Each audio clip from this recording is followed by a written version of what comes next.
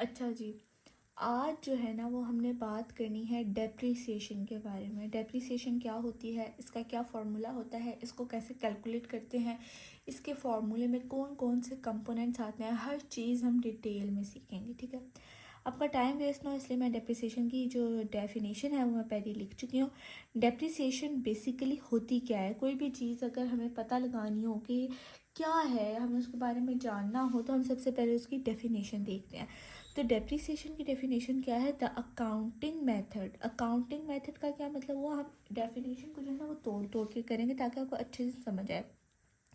Accounting method का मतलब ये है कि ये हमारे अकाउंटिंग स्टैंडर्ड्स का एक मेथड है। हमारे अकाउंटिंग स्टैंडर्ड्स में एक standard method for calculating depreciation दे दिया गया है, या डेप्रिसिएशन एक मेथड है वो हमें बता दिया गया है कि आपने कैलकुलेट करनी है in accounting standards of gradually reducing, Aahista Aahista कम करने की, द बुक वैल्यू। यहाँ ये आप देखें, बुक वैल्यू। बुक वैल्यू वो वैल्यू होती है जो किसी भी एसेट की वैल्यू जो उस एंटिटी की, जिस एंटिटी का वो एसेट है, उस एंटिटी की बुक्स में वो एसेट जिस भी वैल्यू पे पड़ा है उसको हम कहेंगे ये बुक वैल्यू है उसकी एसेट की। Of a tangible asset, tangible का मतलब होता है वो एसेट्स जिनको हम हाथ लगा सकते हैं, जिनको देख सकते हैं, लाइक फिजिकल एग्जिस्टेंस हो जिनकी, ठीक है ना। Over it's useful life, useful life क्या होती है, यूज़फुल लाइफ जितना अरसा वो एंटिटी उसको इस्तेमाल करेगी, जितना अरसा वो एंटिटी उस एसेट को इस्तेमाल करेगी।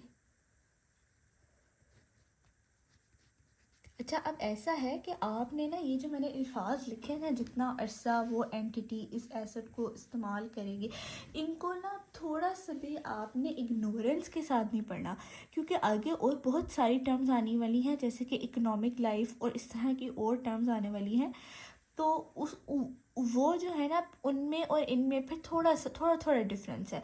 तो अगर आपको ये एज इट इज़ याद होगा कि ये वो लाइफ है जितना अरसा वो एंटिटी इसको, जैसे फॉर एग्ज़ाम्पल इसकी मैं आपको एक बहुत ही कॉमन सी एग्ज़ाम्पल, सिंपल सी एग्ज़ाम्पल दूँ कि आपने एक मोबाइल लिया, ठीक है, आपने उसको 4 साल इस्तेमाल किया एंड देन आपने आगे उसको सेल कर दिया।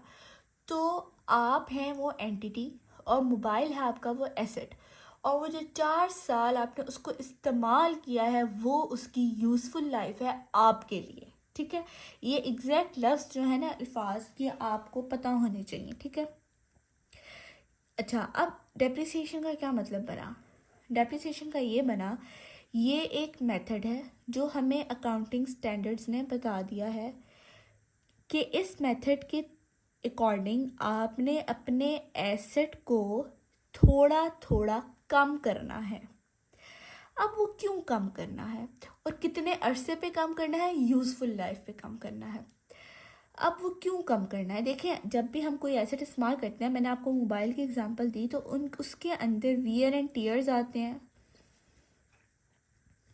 उसकी वैल्यू, उसका उसकी वैल्यू डिक्लाइन होती है, उसका यूज़ डिक्लाइन होता है। किसी भी एसेट को आप ले लें, मोबाइल आपने लिया है, कुछ अर्से बाद वो उस तरह का काम नहीं करेगा जिस तरह वो डे वन पे काम करता था। उसके अंदर वियर एंड टीयर्स आएंगे, कभी आपका मोबाइल गिर जाएगा, कभी उसकी स्क्रीन टूट जाएगी, वो वियर एंड टीयर हुए, उसकी उसकी वो वैल्यू नहीं रहेगी, या वो उस तरह से काम नहीं करेगा जिस तरह वो डे वन पे करता था। उसको हम कहेंगे कि एसेट में डिक्लाइन आया है या एसेट में वियर एंड टीयर्स आए हैं। अब डेप्रिसिएशन का बेसिक कॉन्सेप्ट होता ही ये है कि जो एक एसेट है जो नया था वो, और जो कुछ अरसे बाद जब आप उसको सेल करने वाले हैं, जितना अरसा आपने इस्तेमाल करना था आपने कर लिया, उसके बाद आप उसको सेल करने वाले हैं, तो उस अरसे में जितनी उसकी वैल्यू गिरी है उसको हम डेप्रिसिएशन कहेंगे, या जितना उसकी अंदर वियर एंड टीयर आया है उसको हम डेप्रिसिएशन कहेंगे। हम कहेंगे ये एसेट डेप्रिशिएट हो गया, एसेट इज डेप्रिशिएटेड। अब हम देख लेते हैं इसका ना क्या कहते हैं फॉर्मूला, इसको इसको कैलकुलेट किस तरह किया जाता है।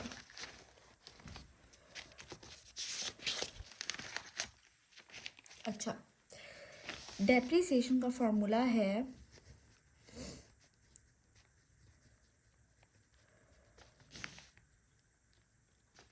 Cost minus residual value over useful life. अच्छा, यहाँ पे मैं आपको एक बात क्लियर कर दूँ कि डेप्रिसिएशन कैलकुलेट करने के दो मेथड हैं। एक है रिड्यूसिंग बैलेंस मेथड और एक है स्ट्रेट लाइन मेथड। पहले हम करेंगे स्ट्रेट लाइन मेथड। यहाँ मैं आपको लिख दूँ, ये ज़्यादा आसान भी है और पहले यही किया जाता है, इसलिए हम पहले ये करेंगे। अब इसके अंदर अगर आप देखें तो यूज़फुल लाइफ के बारे में मैंने आपको बता दिया। कॉस्ट, जितने पे आप एसेट ख़रीद रहे हैं, एसेट की कॉस्ट। रेजिडुअल वैल्यू क्या है, आज हम देखें कि रेजिडुअल वैल्यू क्या है। अच्छा, अब रेजिडुअल वैल्यू जैसे इसकी एग्जांपल मैं आपको दूं, एक एंटिटी है, उसने एक जो है ना प्लांट परचेज़ किया, ठीक है। उसने जो प्लांट परचेज़ किया वो किया जी 5 मिलियन का, ठीक है। अब 5 मिलियन का प्लांट परचेज़ किया उसने, उसको 3 साल इस्तेमाल किया और साथ साथ उसने उसको डेप्रीशिएट किया, ठीक है ना। अब उसका एस्टीमेट था उस एंटिटी का कि ये मार्केट में ना हमारा कोई 1 मिलियन का तो बिक ही जाएगा। तो ये जो एस्टीमेट है ना उस एंटिटी का कि ये इतने का बिक जाएगा, इसको हम रेजिडुअल वैल्यू कहते हैं।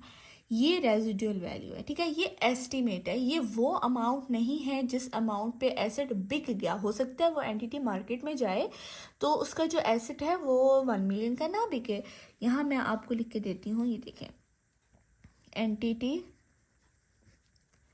Purchased asset of rupees 5 million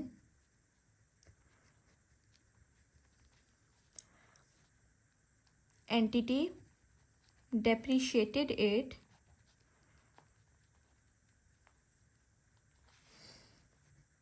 over a useful life of 3 years. It estimated that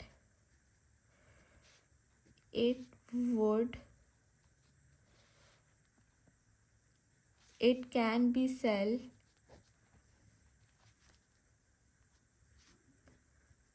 in market of rupees 1 million,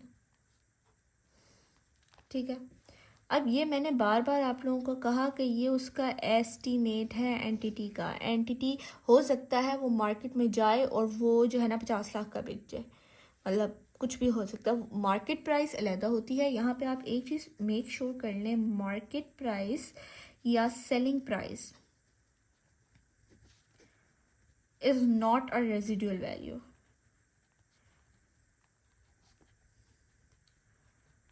अच्छा, अब मोस्ट ऑफ द क्वेश्चंस में ना रेजिडुअल वैल्यू आपको गिवन होती है, तो ये आपने बस फार्मूले में एक में यूज़ कर लेनी है।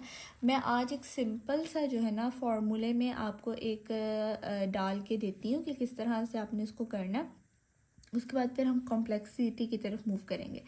अब ये है एसेट की कॉस्ट, आप एज्यूम करें, सिंपल रखते हैं 100, ठीक है। रेजिडुअल वैल्यू आप एज्यूम कर लें 5 and useful life is 5 years। अब हम अगर इस ऊपर ये जो मेंशन है फॉर्मूला, इसके अंदर इसको हम डेप्रिसिएशन कैलकुलेट करना चाहें, हम देखना चाहें डेप्रिसिएशन पर ईयर, एक साल में ये एसेट कितना डेप्रीशिएट होगा। हम एक एसेट लेकर आए, हमने कहा कि यार ये ना आया है 100 रुपये का, एंड पे हमें लग रहा है कि ये ना 5 रुपये का तो बिक ही जाएगा और हमने इसको 5 साल इस्तेमाल करना है, तो हमने अब इसको अकाउंटिंग स्टैंडर्ड्स के अकॉर्डिंग, उनके फार्मूलाज के अकॉर्डिंग 1 साल में इसकी वैल्यू कितनी कम करनी चाहिए हमें। तो ये देखने के लिए हम क्या करेंगे, हम करेंगे cost minus residual value over useful life. इसको हम कैलकुलेटर से निकाल लेते हैं।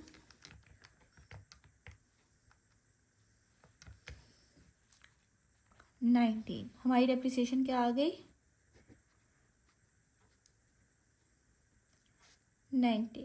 ठीक है, ये आज का हमारा कॉन्सेप्ट था। हमने डेप्रिसिएशन की डेफिनेशन समझी, हमने समझा डेप्रिसिएशन होती क्या है। उसके बाद हमने डेप्रिसिएशन का फार्मूला देखा, फार्मूले के सारे कंपोनेंट्स को हमने अच्छे से समझा, यूज़फुल लाइफ क्या होती है, रेजिडुअल वैल्यू क्या होती है, और फिर हमने डेप्रिसिएशन के फार्मूले में वैल्यूज़ भी डाल के एक डेप्रिसिएशन निकाल ली, और ये थी स्ट्रेट लाइन मेथड। ठीक है, आगे आने वाला है रिड्यूसिंग बैलेंस मेथड, जो थोड़ा सा इससे कम्प्लेक्स होता है, वो भी हम डिटेल में करें। ओके जी, अल्लाह हाफिज़।